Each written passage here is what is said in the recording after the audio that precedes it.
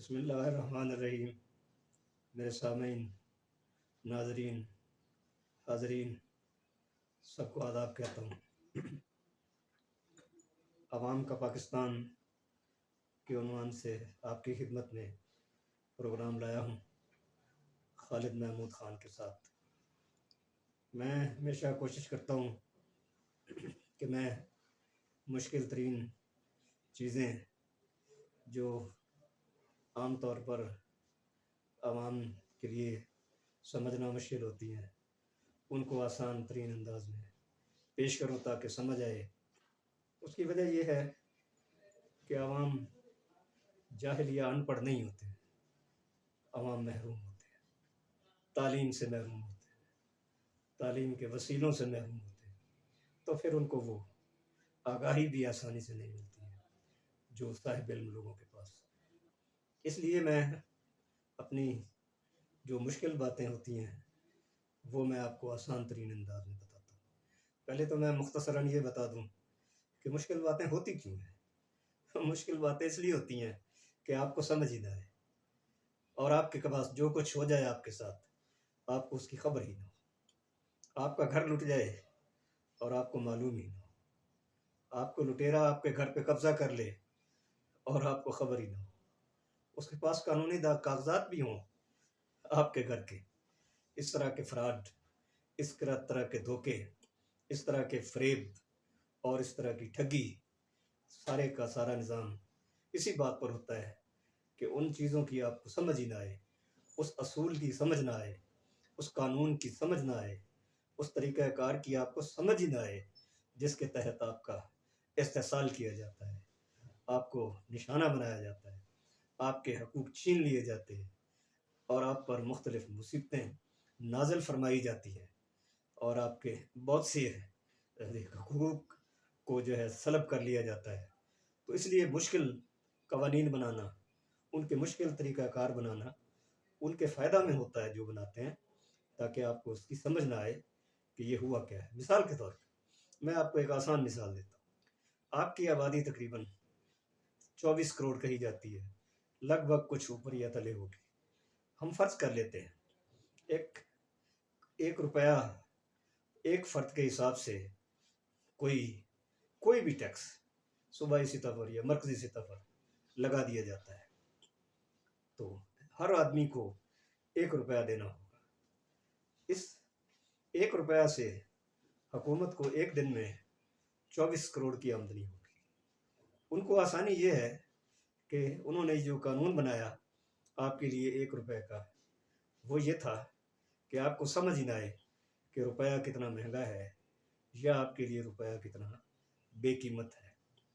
کیا کوئی بتا سکتا ہے کہ ایک مزدور اپنا خون پسینہ ایک کر کے جو پیسے کماتا ہے اس میں 1 روپے کی کتنی قیمت ہے؟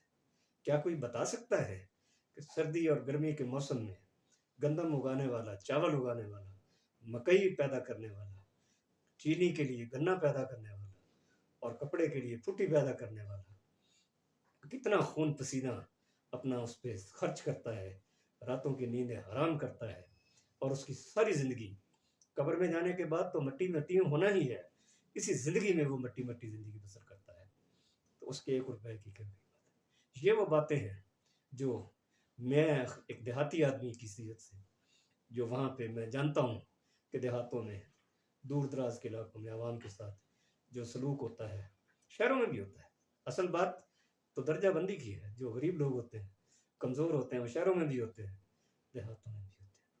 تو وہ باتیں میں آپ کو بتاتا ہوں کہ جو چیزیں آپ کے لیے بنائی جاتی ہیں آپ کا استحصال کرنے کے لیے، نقصان کرنے کے لیے، وہ آپ کو سمجھ آ جائے، اور اگر سمجھ آ جائے تو پھر اس کے خلاف کبھی نہ کبھی آپ آواز بھی اٹھائیں گے، کبھی اپنا حق مانگنے کے لیے اٹھ بھی کھڑے ہوں گے اور بات بھی کریں گے۔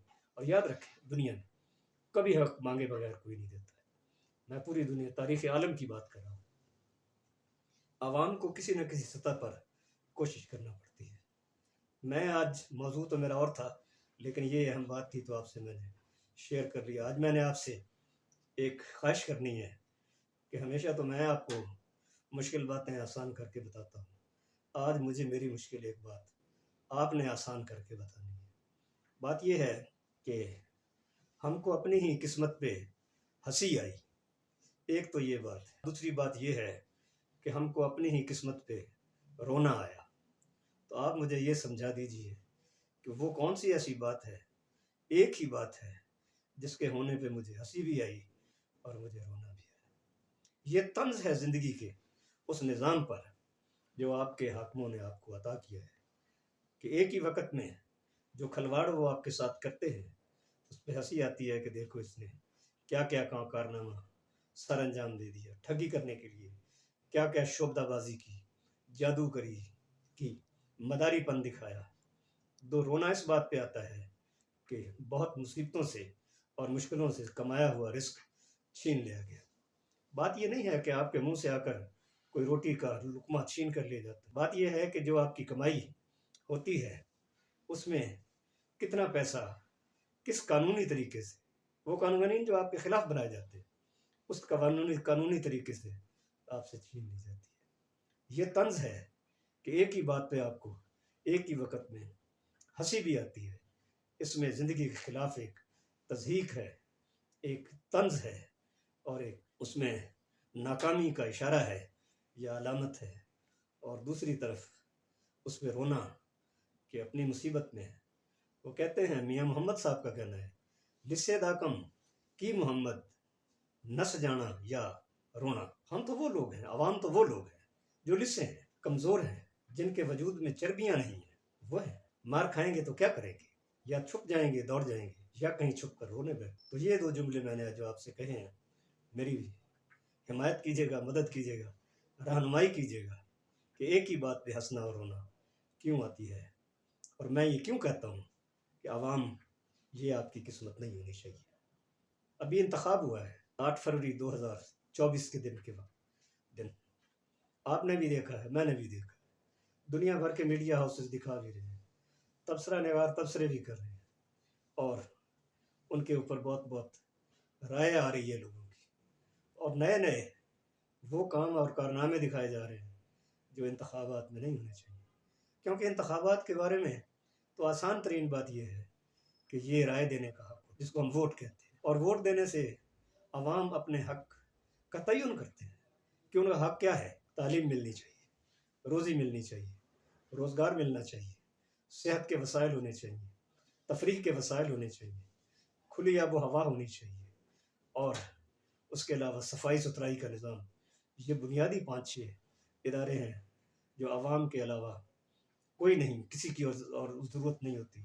لوگوں کے پاس اتنے وسائل ہیں، اپنی مشینیں خرید کے لے آتے ہیں، عوام کا رزق ہوتا ہے اٹھاتے ہیں، جہاں کہیں زیادہ صفائی کے حالات نظر آتے ہیں، زیادہ خوشحالی کے نظر آتے ہیں، زیادہ آرام اور سکون کے نظر آتے ہیں۔ یہ کوئی میرے کہنے کی بات نہیں ہے، آپ سب جانتے ہیں کہ ہمارے سیاستدان کیا کرتے ہیں، ان میں زیادہ تر کے بارے میں یہ بات درست ہے کہ وہ آپ کا اچھے رزق چھینتے ہیں، چوری کرتے ہیں، ڈاکہ ڈالتے ہیں، اور مختلف ملکوں میں جا کر پناہ گاہیں بنی ہوئی ہیں، مال کی پناہ گاہیں، فائنانس پناہ گاہیں، مالیات کی، وہاں جا کے چھپا دیتے ہیں، وہاں سے ان کو کمیشن بھی ملتا ہے یا منافع یا پروفٹ جس کو کہتے ہیں، اس میں سے وہ اس کا کرایہ بھی ادا کرتے ہیں، اور ہوتا وال وہ آپ کا ہے، کھا پی کے واپس آ جاتے ہیں، تھوڑا بہت پھر یہاں پہ آ کر ٹھگی کے لیے، نئے فراڈ کے لیے خرچ کر دیتے ہیں، اور اس کے بعد یہاں سے لاکھوں کیا، کروڑوں بھی کیا، اربوں بھی کیا، خربوں اکٹھے کر کے کنٹینر بھر بھر کے، کشتیاں بھر بھر کے، اب میں کیسے کہوں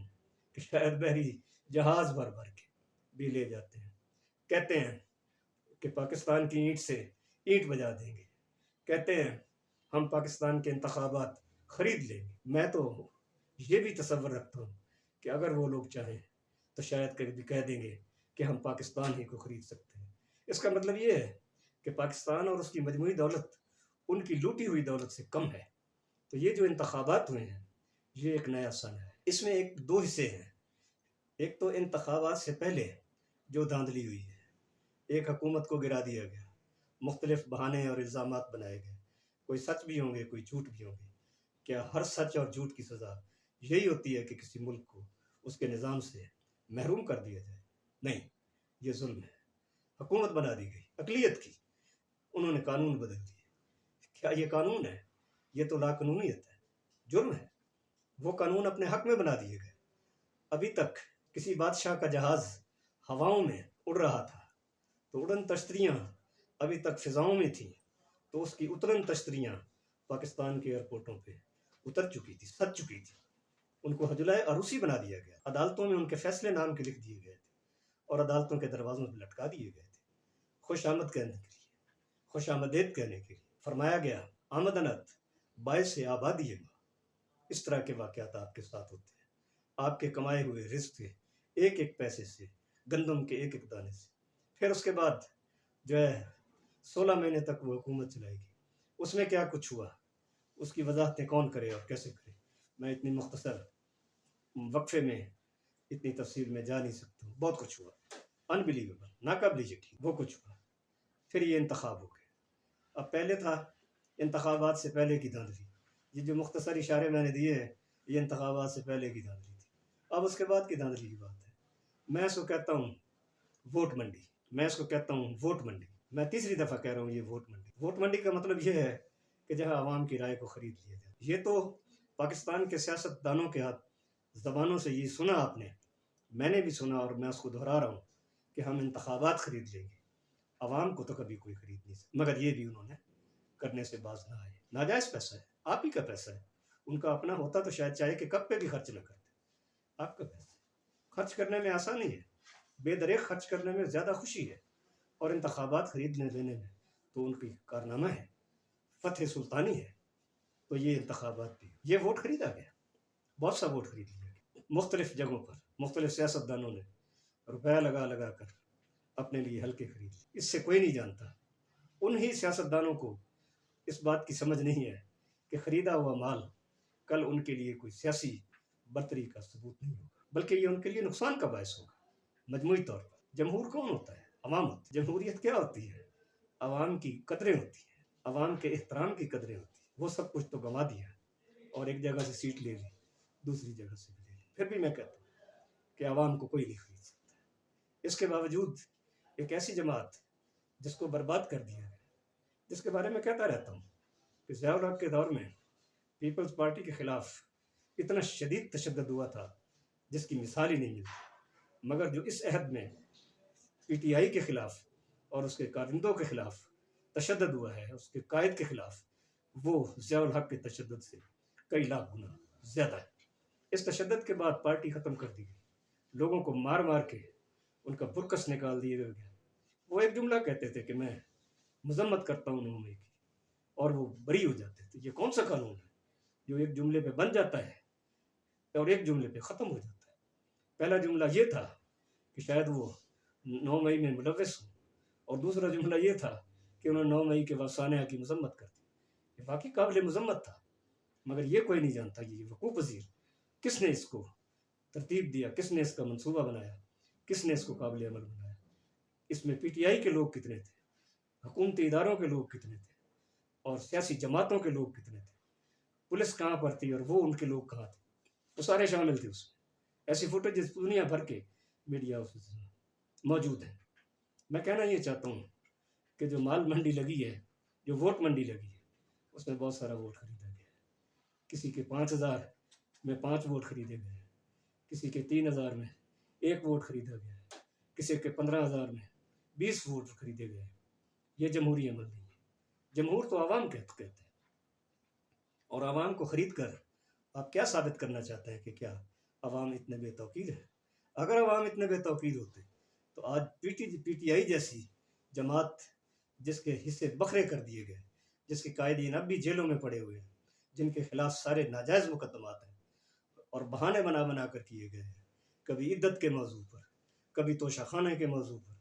तोशाखाना 1947 में शुरू हुआ था, इद्दत का मामला इस्लाम के दिन से शुरू हुआ।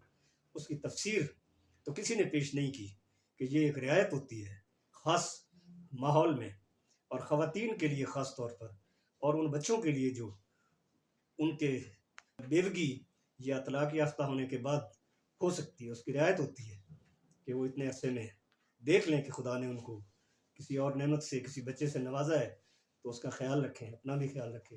वो बच्चा मुस्तकबिल होता है, वो बच्चा मुआशरा होता है, उसका एहतराम इतना ही है जितना मेरा है।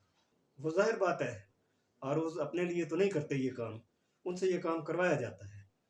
وہ سیاسی حاکم ہوتے ہیں، وہ اداروں کے حاکم ہوتے ہیں، اپنی مرضی مسلط کرنے کے لیے آر اوز کو پکڑ لیتے ہیں۔ لیکن میں آر اوز سے بھی ایک بات کہوں گا، میں خود سرکاری افسر ہوں، سول سروسز سے میرا تعلق ہے، کسٹم سروس سے میرا تعلق ہے، میں انکم ٹیکس میں آخری 5 سال گزار کے ریٹائر ہوا۔ مجھے اس بات کی سمجھ آتی ہے کہ نوکریاں عزیز ہوتی ہیں، ظاہر ہے روزی رزق کا بہانہ ہوتی ہے، عزت کا بہانہ ہوتی ہے، تھوڑی بہت پہچان ملتی ہے معاشرے میں، اس کا وجہ ہوتی ہے، لیکن یہ حرف آخر نہیں ہوتی، یہ کوئی قطعی اور آخری اور حتمی قدر نہیں ہوتی۔ اس کے علاوہ ایمان اور ایمان کی قدریں سب سے زیادہ اہم ہوتی ہے۔ تو کوئی نوکری 60 سال سے آگے تو جانی کوئی نہیں ہوتی، تو پھر کس لیے ایمان کو بانا؟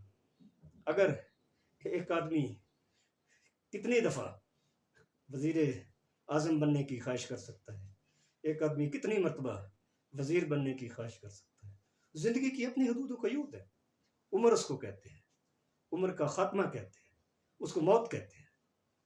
تو یہ چیزیں ہمیں سبق دیتی ہیں کہ اپنے کسی اعتدال میں رہنا چاہیے، کسی توازن میں رہنا چاہیے۔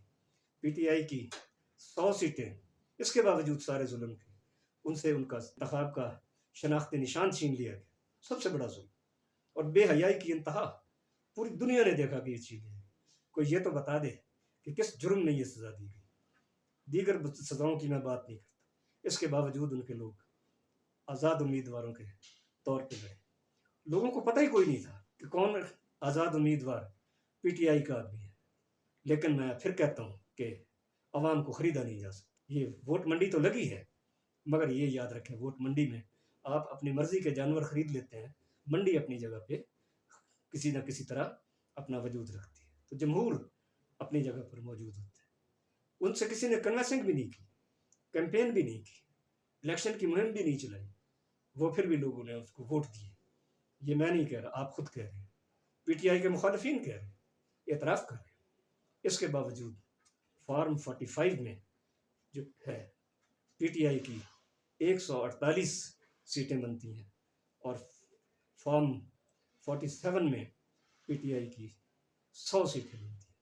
جو ظلم و تشدد ہوا اس میں تو 100 سیٹوں کی بھی کیا 10 سیٹوں کی بھی گنجائش نہیں تھی، لیکن عوام کی امید ہے، عوام کی رائے ہے، عوام کی پسند ہے، عوام کی قدریں ہیں، عوام کی اپنی سیاست ہے، وہ کھیل گئے ہیں۔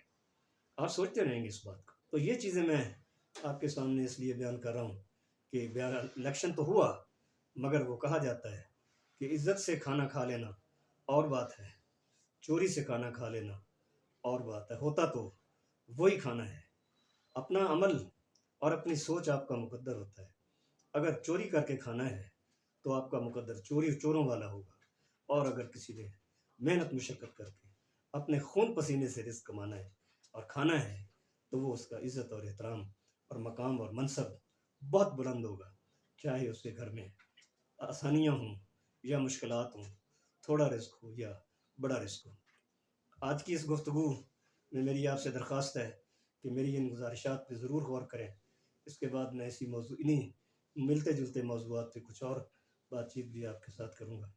میرے لیے اپنے لائکس اور سبسکرائب کرنے کا ضرور اہتمام کیجیے گا، اور میری باتوں پہ ضرور غور کیجیے گا۔ آپ کے حقوق آپ کے ہاتھ میں، آپ اپنے ہاتھ کی طرف دیکھیں، میرے کہنے پہ دیکھیں۔ آپ کے ہاتھ کی لکیریں آپ کا مقدر ہے۔ بھائی انہیں میں جو کچھ لکھا ہے پڑھ لو کہ آپ کا مقدر کیا ہے۔ یہ تو کسی کے کاغذ میں نہیں لکھا، کسی اور کی کتاب میں لکھا ہی۔ آپ چاہتے تھے تو آپ نے اپنے پسندیدہ جماعت کو، جو جماعت ہی نہیں رہی، اس کو 148 سیٹیں جتا دی ہیں، جن میں سے 48 سیٹیں ایسی ہیں جن پہ 45 فارم اور 47 کا فرق ہے۔ میرا خیال ہے پی ٹی آئی کے لوگ عدالتوں میں جائیں گے اور کبھی نہ کبھی اپنا حق حاصل کرنے میں کامیاب ہو جائیں گے۔ تو یہ کارنامہ کس نے سر انجام دیا؟ عوام نے دیا ہے، جن کو کسی نے کہا بھی نہیں، جن کے پاس پی ٹی آئی کا نمائندہ بھی کوئی نہیں، جن کے پاس پی ٹی آئی کی کمپین بھی نہیں ہے، تو ان کے مقابلے میں خریدنے والے ووٹوں کو آپ کی توہین کرتے رہے اور اس کے باوجود ناکام رہے۔ تو میں آپ سے سبسکرائب کرنے کی اور لائکس کی اور دیگر جو عزت مجھے آپ دے سکتے ہیں ضرور دیجیے گا۔